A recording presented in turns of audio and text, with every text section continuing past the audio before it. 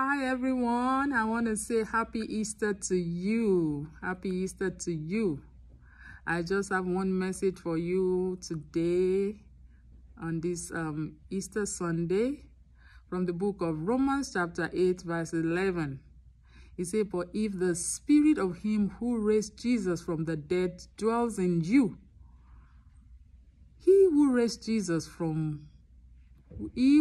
Christ from the dead will also give life to your mortal bodies through his spirit who dwells in you." That is the message I have for you this season, that we have, that the same power that raised Jesus from the dead is alive in you if you have truly given your life to Christ. And so, embrace this gift of the Holy Spirit and begin to experience the resurrection life. Happy Easter. God bless you.